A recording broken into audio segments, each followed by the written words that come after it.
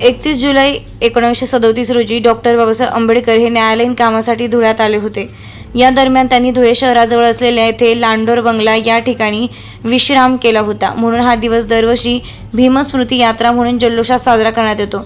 या ठिकाणी मध्य प्रदेश असेल, गुजरात, उत्तर प्रदेश तसेच महाराष्ट्रातील विविध कानाकोपऱ्यातून आंबेडकरी अनुयायी 31 जुलै रोजी मोठ्या संख्येनं लांडोर बंगला या ठिकाणी येत असतात.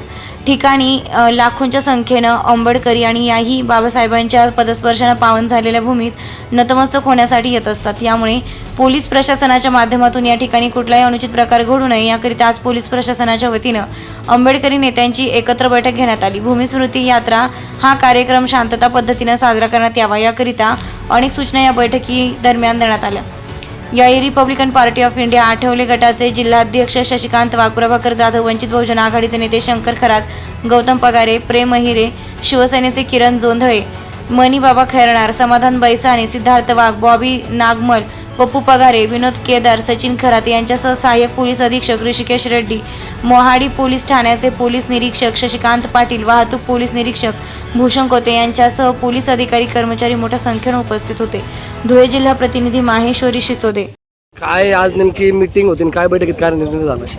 भारतरत्न परमपूज्य डॉक्टर बाबासाहेब आंबेडकर यांच्या पदस्पर्शाने पावन झालेल्या किल्ले लांडोर बंगल्यावर गेल्या 32 वर्षापासून भारतीय दलित पॅन्थर असताना आणि आता रिपब्लिकन पार्टी ऑफ इंडियाच्या वतीनं आम्ही लाखोच्या संख्येने भीमस्मृती यात्रा तिथे साजरी होते. राज्यातून सगळ्या जिल्ह्यातून कार्यकर्ते पदाधिकारी भीमसैनिक येतात. गुजरात, MP, UP या राज्यातून लोक येतात. ज्या डॉक्टर बाबासाहेब आंबेडकरांनी 1937 साली तिथं येऊन समाजाला प्रबोधन केलं होतं, त्या मातीला, त्या पदस्पर्शाने झालेल्या भूमीला माथा टेकून आम्ही वंदन करतो.